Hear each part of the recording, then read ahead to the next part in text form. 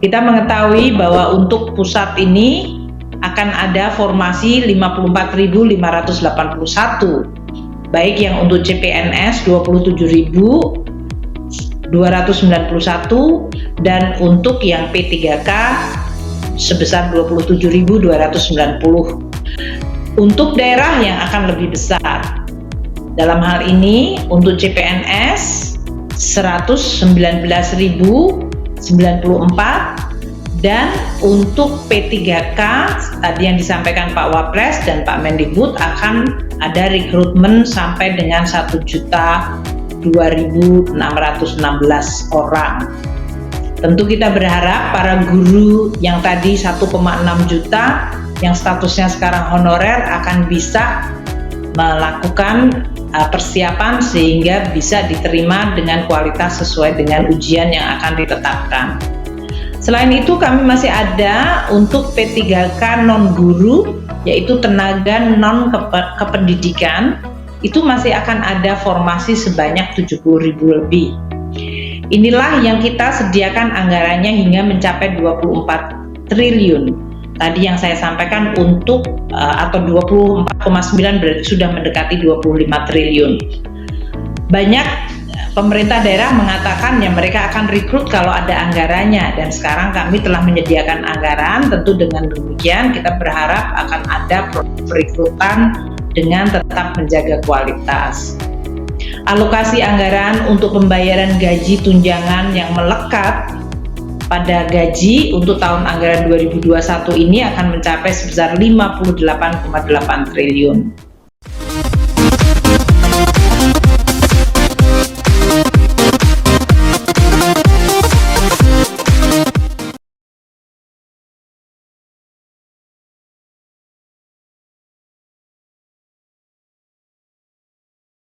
Nah, kita lanjut lagi nih.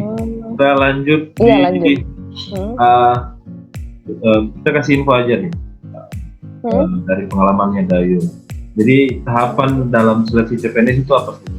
Biar teman-teman diingatkan. Biasanya di angkatan kita itu tahapannya apa?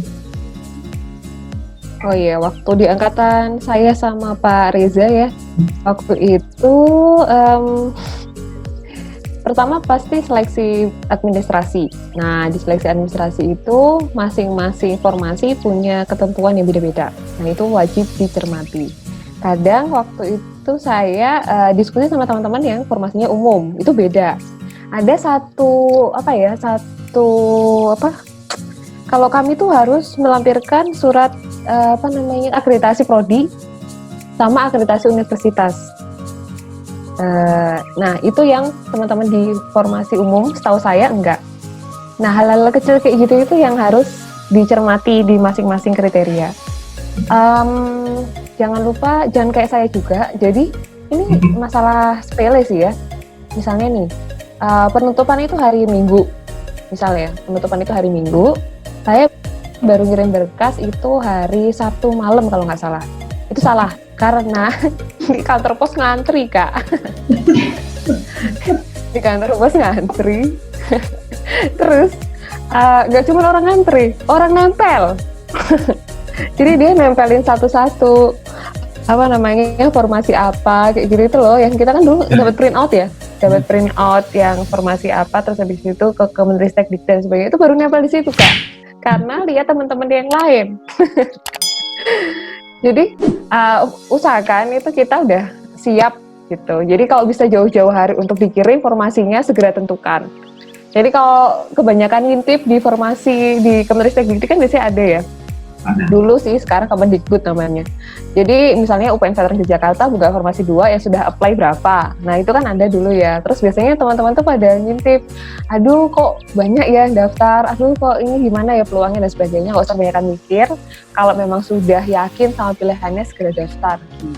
Kita juga kita pilih yang kita tinggal persiapannya aja gitu loh. Nggak usah kebanyakan mikir strateginya, aduh di sana bukaan 10 tapi yang daftar 100 sama aja. Kemudian yang daftar formasi 2 tapi 4 orang yang daftar, kayak gitu-gitu sih, Kak.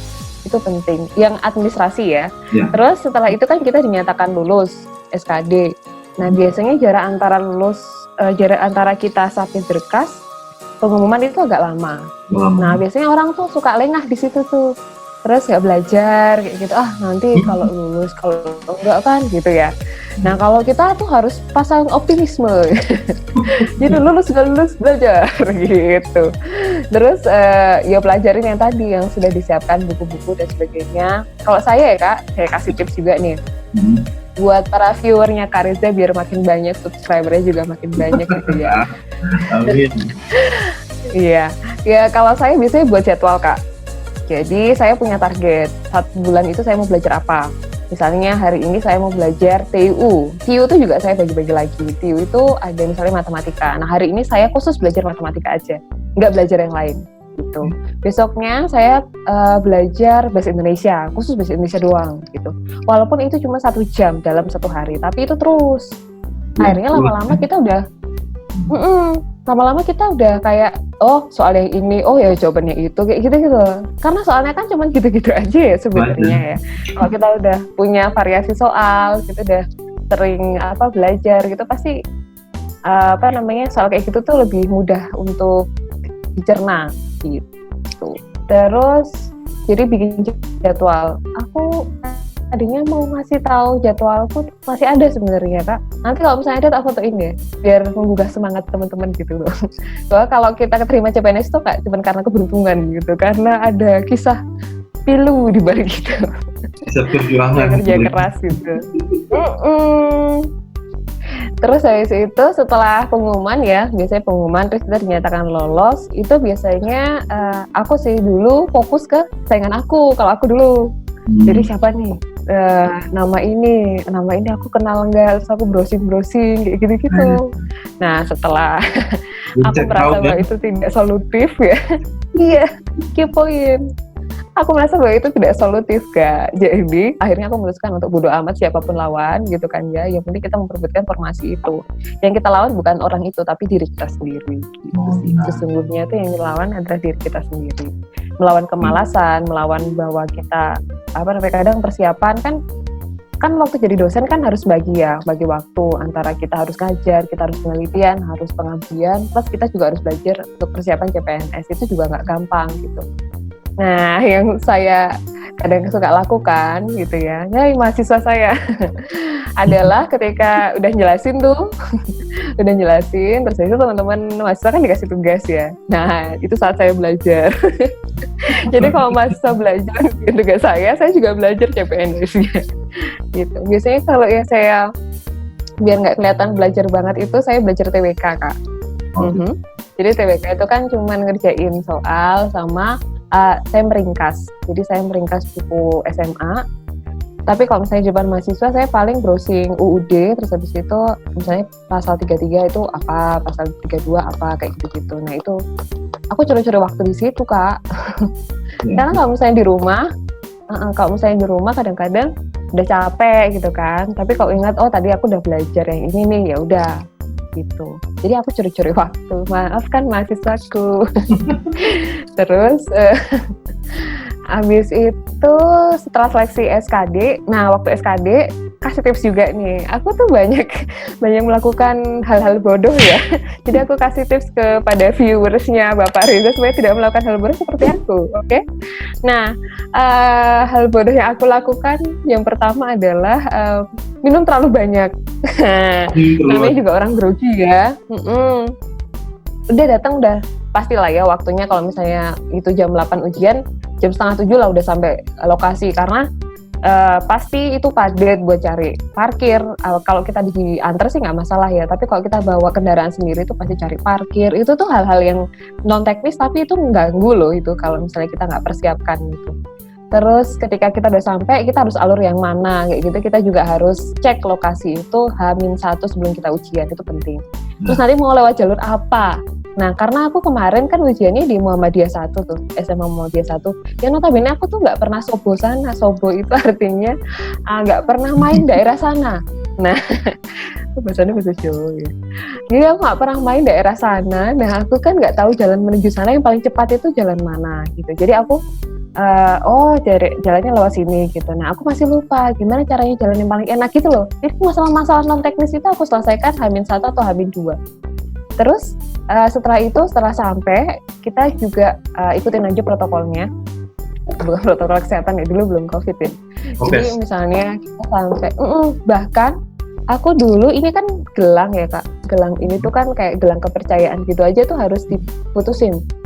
Aku juga nggak tahu ini bisa untuk contekan atau apa, saya juga nggak paham ya Kak, tapi itu cukup sebenarnya. Jimat dilarang masuk. Jimat. Oh iya, dikira jimat. Oh, ini juga ada hal bodoh lagi aku lakukan. Nih ya, jadi kalau Hindu kan biasanya sembahyang tuh pakai dupa. Nah, kok pakai dupa? Ya bener pakai dupa, pakai bunga.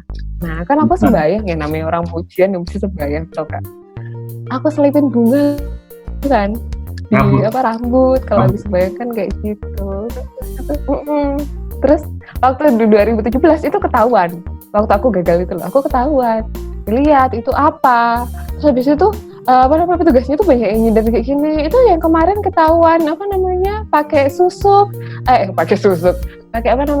Pakai jimat dan sebagainya kayak gitu. Terus kita kan jadi nggak concern ya.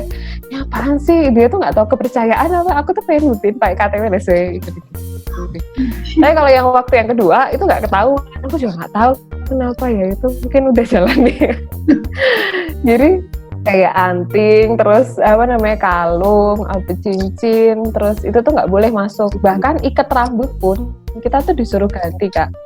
Jadi pakai karet gelang tuh loh. Jadi rambutnya tuh aneh gitu lah, pokoknya kayak bungkusan nasi. Jadi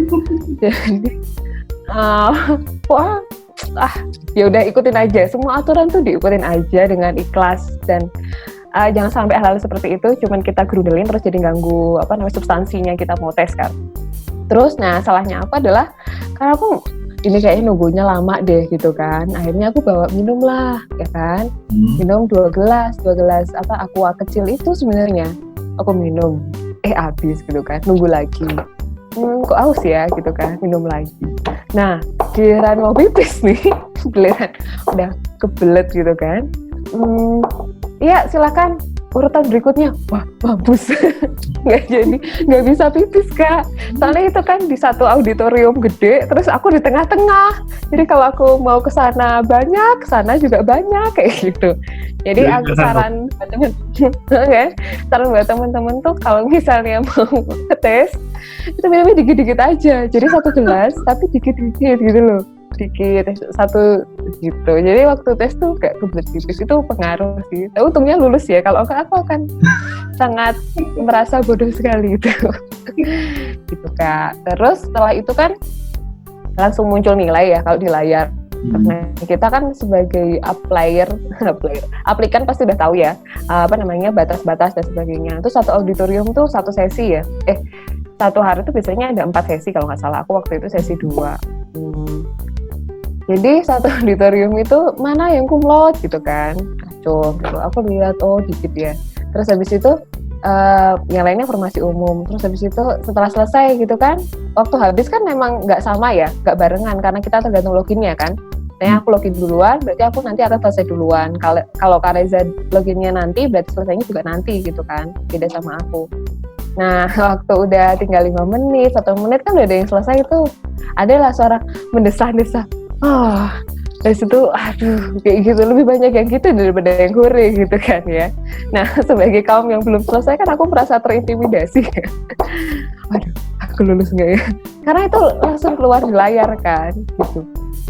Dan aku cuma fokus ke TIU waktu itu. Jadi kayak TWK. Jadi aku sempat ikut les Kak. Nggak les sih sebenarnya. Aku cuma ikut kayak tryout CPNS gitu. Nah, di situ tuh dikasih tahu bahwa yang pertama kali dikerjakan adalah TKP. Habis TKP adalah TWK. Habis TWK baru TIU supaya kita lebih fokus karena TIU yang paling susah gitu. Nah, terus aku merasa bahwa nampaknya aku tidak bisa seperti itu gitu. Nah, saran buat teman-teman buat yang lagi berjuang besok 2021 ya pasti. 2021 itu adalah kenali dirimu sendiri gitu. Aku lebih nyaman seperti apa? Kalau aku lebih nyaman untuk mengerjakan sesuai dengan urutannya Kak. Jadi kalau urutan pertama itu adalah TWK. Jadi TWK dulu aku kerjain sampai selesai. Terus habis itu walaupun aku nggak tahu, aku awur aja jawabannya dulu. Tapi aku tulis di kertas, kan ada kertas ya. Jadi ada kertas, aku tulis aku ngawur berapa aja. Terus habis itu ngerjain TIU. Nah, karena itu TIU yang paling penting kan, jadi aku habiskan waktu agak banyak di situ. Terus setelah itu aku kerjain TKP, jadi aku urut. Nggak ada tuh yang namanya aku ngerjain TKP dulu baru TIU atau TWK dulu gitu. Nah, jadi teman-teman juga harus tahu kenyamanannya di mana gitu. Emang ada kok yang lulus ngerjain TKP dulu juga ada gitu. Jadi itu bukan rumus. Kalau ada orang yang bilang A, B, C, D itu tolong jangan ditelan mentah-mentah gitu aja sih. Nah, ternyata Kak, ini berita buruknya ya. Berita buruk. Jadi kan aku tuh butuh 85 ya untuk lulus TKP. Aku tuh cuma dapat 90 Kak. Notabene itu kan iya itu kan mepet banget kan. Nah yang tinggi itu yang aku tinggi itu justru yang aku ngerjain paling sebentar. Apa coba? TWK. Jadi TWK yang aku kerjain cuma dalam waktu 15 menit itu malah justru nilainya yang paling tinggi di antara TKP, TIU sama TWK gitu. Jadi itu menarik sih buat aku. Kenapa otak aku bisa belajar seperti itu? Jadi otak aku tidak bisa ditekan nampaknya. Jadi harus santai, harus santai gitu. Jadi kalau aku tidak membebani pada bidang itu malah aku bisa lebih bagus gitu. Nah setelah itu kan keluar tuh seret gitu. Tidak mungkin lah aku akan berteriak gitu kan ya. Walaupun aku tahu aku udah lolos. Karena kan kalau formasi itu kan 2x3. Jadi kalau formasinya 2, maka yang akan lolos ke SKB adalah 2x3 jadi 6 orang. Waktu itu aku ada 4 orang yang daftar, otomatis kalau aku lolos SKD berarti aku akan lolos ke SKB tanpa perlu rankingan kan gitu kayak. Nah kalau teman-teman yang formasi umum kan masih bukan formasi umum, formasi yang melebihi dari 2x3 atau dari daftar gitu. Harus ada rankingan. Nah itu yang masih deg-degan gitu. Kalau aku udah tahu yang daftar sekian, aku walaupun aku nggak tahu rankingnya berapa dan itu ngaruh sih, tapi aku udah lega, aku pasti lolos gitu. Sih. Terus habis itu pengumuman SKD, terus pengumuman SKD yang resmi dari BKN. Isinya adalah rankingan kan, itu ranking 1, 2, 3 dan sebagainya. Terus skornya lawan kita tuh berapa, terus selisihnya berapa gitu. Nah karena SKD itu nilainya 40%, sedangkan SKB itu 60%, maka ada chance sebenarnya kalau selisihnya sedikit antara ranking 1 sama ranking setelahnya, itu untuk merebut posisi, istilahnya kayak merebut posisi gitu ya. Jadi yang ranking yang di atasnya itu belum tentu bisa otomatis lolos. Nah itu yang terjadi di formasi aku Kak. Jadi karena selisih rankingnya tipis-tipis, jadi yang ranking 1 malah nggak lolos. Ranking 1 nggak lolos? Jadi aku kan ranking 2 tuh, selisihnya aku sama ranking 1 cuma 3 poin. Notabene 3 poin itu kan nggak sampai, 3 poin kan nggak sampai 1 soal kan, karena 1 soal nilainya 5 poin. Yang kayak di TKP gitu. Terus gitu sih Kak. Terus pengumuman SKB. Nah waktu sebelum pengumuman SKB, kalau kita sudah tahu kita akan lolos, atau teman-teman yang belum tahu lolos apa enggak, tetap persiapkan. Ingat ya, prinsip pertama optimisme. Jadi walaupun lolos nggak lolos, tetap optimis kalau lolos ya kan. Karena kalau kita belajar tuh nggak akan mubazir gitu ilmunya. Saya yakin nggak akan mubazir gitu. Teman-teman yang mulai dari sekarang udah latihan CPNS walaupun nggak tahu bukannya kapan itu bisa jadi malah karena kalau CPNS kan biasanya CPNS kan biasanya mendadak tuh tiba-tiba bukaan gitu kan, tanpa ada yang kita persiapkan kan susah juga gitu. Nah waktu SKB itu aku persiapkan Kak, jadi aku kan sering nulis entah apapun. Jadi kalau Kak Reza juga suka nulis di koran kan. Nah, itu aku clipping Kak, tulisan-tulisan aku dulu waktu S2. Aku clipping, terus aku foto, tempel. Walaupun itu nggak tertera di SKB, silakan membawa apa, tapi aku inisiatif. Kita sudah tahu Tridharma Perguruan Tinggi itu adalah penelitian, pengabdian, dan pengajaran. Jadi aku membawa semua dokumen yang mendukung itu gitu. Nah, kalau yang bagian menulis kayak riset gitu kan, misalnya kita nggak banyak, cuma itu proceeding. Kak, kamu mau tahu Kak, aku tuh ke percetakan cuman buat ngeprint 1 proceeding tebel banget dan tulisan aku tuh cuma selembar kecil gitu. Tapi kan itu shock terapi loh buat lawan loh. Gede banget itu, padahal ya proceeding pasti ya gede, tebel banget ya, yang kayak gitu.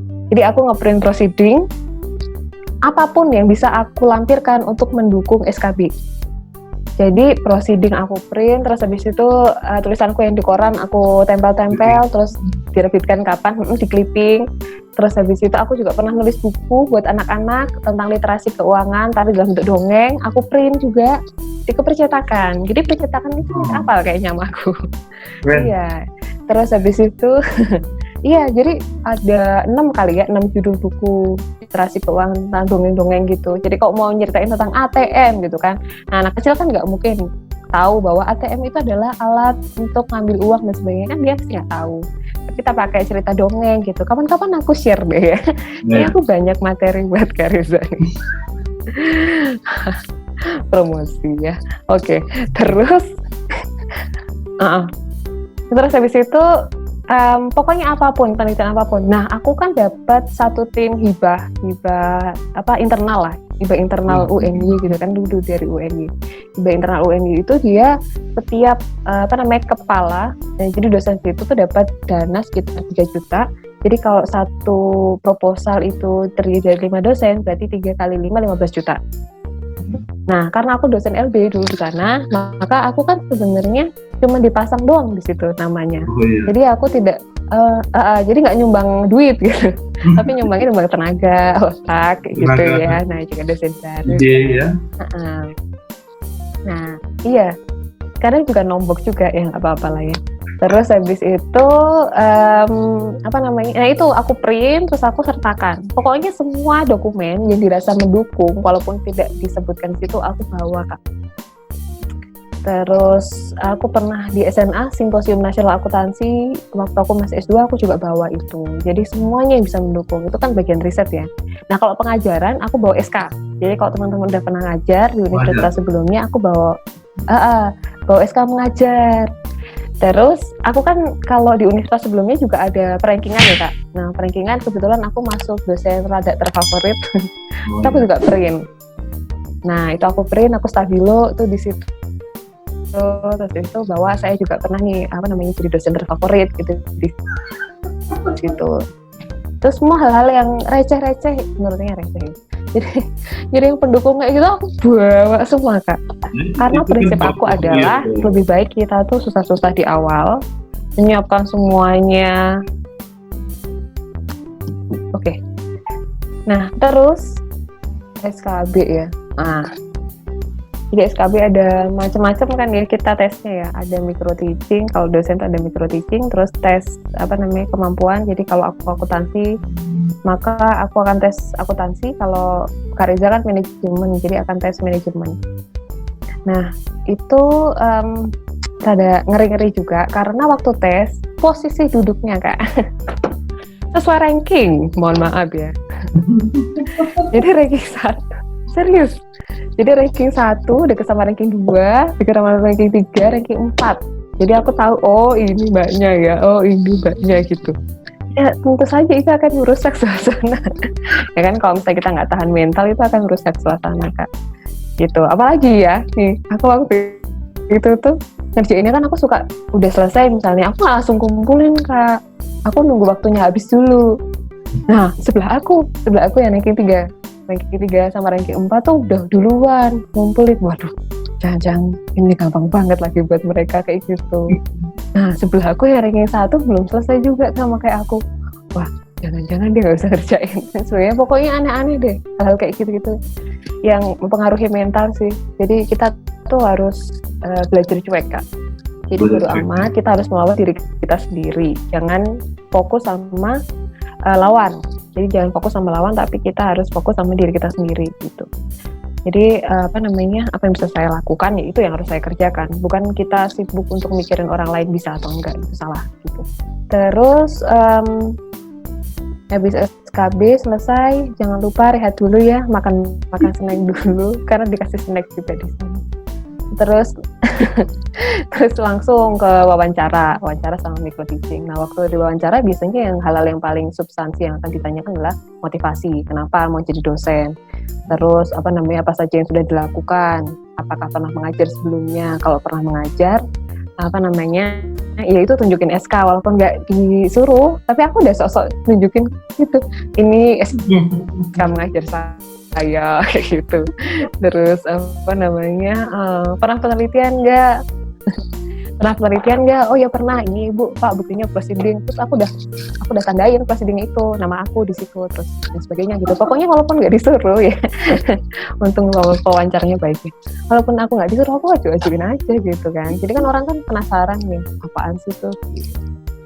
Terus sama pinter-pinternya untuk memilih kata-kata ya. Jadi kan motivasi kenapa mau jadi dosen, ada yang bilang bahwa iya kan passion saya di situ, saya suka ngajar, suka riset gitu juga. Mungkin bener, aku juga nggak tahu ya yang bener itu jawaban yang kayak apa ya. Yang jelas sih yang meyakinkan ya itu natural, itu lebih apa namanya, karena sebelahnya Pak Dekan dulu waktu wawancara sama Pak Dekan, sebelahnya Dekan itu adalah psikolog, jadi dia akan tahu kalau kita bohong. Jadi tahu kan kita bohong, terus jadi jawablah senatural mungkin, dan memang itu jadi motivasi utama gitu. Terus setelah itu kita pindah ke micro teaching. Nah micro teaching itu di ruang berbeda, ada 2 penguji. Aku juga baru tahu akhirnya setelah aku masuk ya, itu adalah Pak Kajur sama Pak Wakil Dekan Bidang Keuangan. Karena yang di dekanat itu yang pegang akuntansi adalah yang pegang wadeknya adalah di akuntansi itu pas wadek bidang keuangan. Nah kalau sekarang kan dekannya yang akuntansi. Yang kemungkinan besar besok kalau 2021 itu yang akan nguji adalah dekan sama wakil dekan bidang kemahasiswaan. Nah kayak gitu-gitu. Nah, dapat formasi itu juga. prediksi. Gimana? Ini dapat formasi juga. UPN dapat formasi juga. Kali yang 2000. Betul, ada formasi 1 orang. Akuntansi. 1 orang. Akuntansinya spesifik lagi untuk sektor publik aja. Ya, formasi yang tahun ini kayaknya udah sangat spesifik.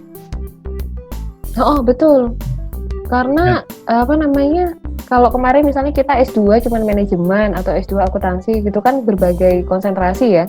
Padahal kemungkinan di dalam itu sudah banyak konsentrasi sesuai dengan yang apa yang kita apply gitu. Misalnya di sana udah banyak marketing. Nah ternyata kita juga marketing kan, mereka juga nggak bisa nolak gitu kan, karena nggak spesifik dari awal dibutuhkannya apa gitu.